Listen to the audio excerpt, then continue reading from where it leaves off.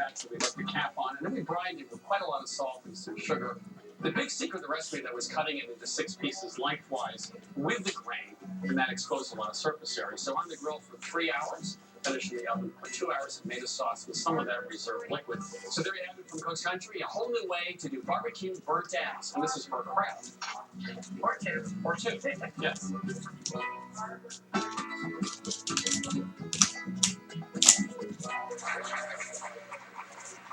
I want to know, Jack's smiling. Because in the past, lemons have given me a lot of trouble. Remember? Spicy things in trouble. I actually once picked bottled lemon juice over the real thing. I am such a nice person that I'm going to tell you now. There's no real lemonade. There's no homemade lemonade here. Okay. So this is a tasting of supermarket lemonade. First thing we learned is if it is not in the refrigerator or frozen case, do not buy that lemonade. It's aseptic packaging or something? Yeah, it's, with the soda.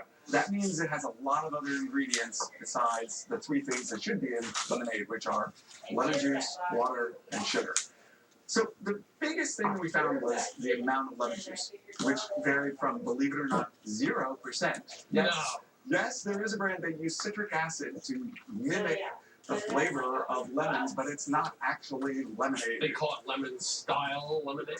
Yes, and in general, the brands with more lemon juice, between 11 and 20%, were the best. And of course, unlike other juices, you've got to cut lemon juice or it's just too tart. And don't pay too much attention to the sugar levels. We found more lemon juice requires more sugar, so our favorite brands actually have more sugar than our least favorite brands, because our least favorite brands are mostly water, so they didn't need a lot of sugar to balance the tartness of the lemon juice, because there wasn't any lemon juice.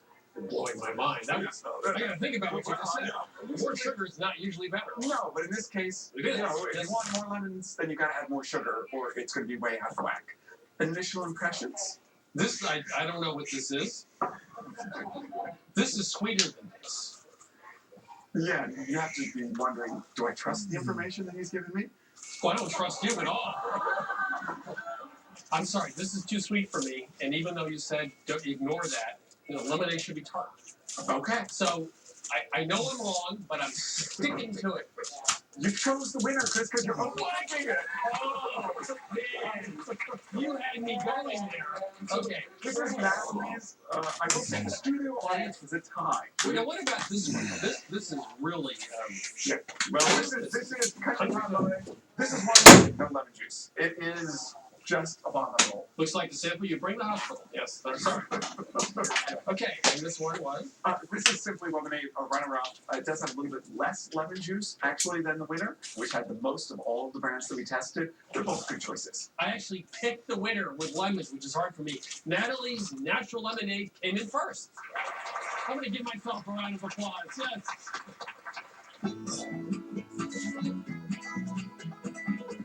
If any recipe has been abused in the 20th century, I think it was potato salad. Some of them were like potato salad, party potato salad, which is a gelatin mold with chicken stock, or kale miracle whip and apples, or maybe potato salad gelatin mold with fake flowers with scallions, a little bit of pimento. So we wanted something where you could taste the potatoes, a little bit leaner, and a little bit smoky. That's right. So it's time to throw out all those prior recipes. That's right. And get back to a really good smoky potato salad. That's right. And we're going to grill the potatoes because that's where you get a lot of that good smoke flavor. But we're also going to add some bacon, which has a good smoky flavor as well. So here I just cooked the bacon until it's nice and crisp. I'm going to take it out, and then of course I'll crumble it into fine pieces that we can toss in the finished salad. There's a lot of good fat left in this skillet. So I'm going to pour the bacon fat and reserve it in this bowl. And now we're going to move on to the potatoes. So 1.5 to 2 inches is the perfect size. We like the red potato. And all we're going to do is cut it in half. And so this is a total of 3 pounds of red potatoes. And then we're going to toss it with a little bit of the bacon fat, 2 tablespoons. A little bit of salt, just half a teaspoon. Julia's new cookbook is the Bacon Fat Cookbook. Available in the fall. It would be a bestseller, I'm sure. Nice and evenly coated. And they are ready for the grill. Okay. Another trick to making a potato salad with good grilled flavor is to grill the onion that you're going to put in. We're going to slice it into rings that are about 1/2 inch thick. Of course, you want to trim the ends. And to keep them together on the grill, we have a little trick using some toothpicks through the onion, like that, so it's easy to handle. And of course, We have to season these before we throw them on the grill. And here I'm going to brush them with just a little bit of olive oil. You can see that toothpick makes them really easy to handle. You like that trick. I do. I think it's clever. And a little bit of salt, a little bit of pepper on both sides, of course. So these are like lollipops, onion pops, like the way you. So onions are ready to go, potatoes are ready to go, and we can head out to the grill. Good. All right, so the grill has been heating up for about 15 minutes on high. Now it's time to give it a quick clean. And this grill looks pretty clean. But I'm just going to give it a quick scrape. And then, of course, we're going to oil the grill grates, just using a lot of paper towels. And just give the grates a quick cleaning. All right, that is good. Now I'm going to turn the heat down to medium so that we don't burn the potatoes. And now it's time to put the potatoes on the grill. You know I'm fussy when I'm cooking.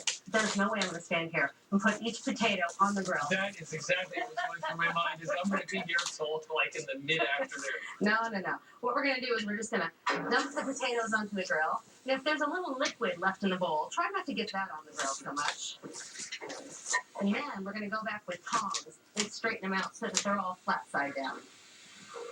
All right. And now let's not forget about the onions. That toothpick makes it really easy to put the onions on the grill.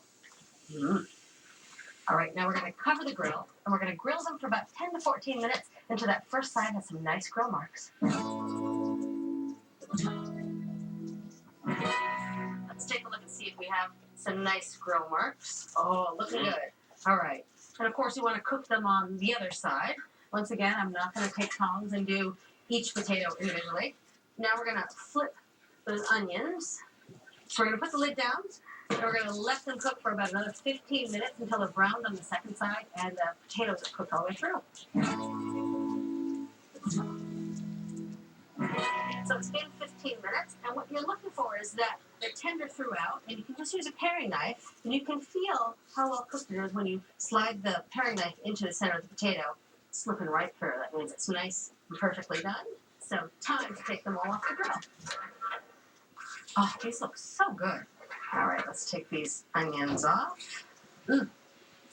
All right, so we're going to bring these inside, let them cool for a little bit, and then we're going to toss them with vinaigrette. All right, so we're done grilling the potatoes and the onions. Meanwhile, we're going to make vinaigrette. So here I have 3 tablespoons of red wine vinaigrette. I'm going to add just a little bit of mayonnaise. 2 cups, you said? Like Just- those old recipes? Yeah, right. No, just 2 tablespoons of mayonnaise because it's a nice binder or emulsifier for a vinaigrette. 2 teaspoons of chipotle and adobo sauce. And then, of course, some salt and pepper, half a teaspoon of each.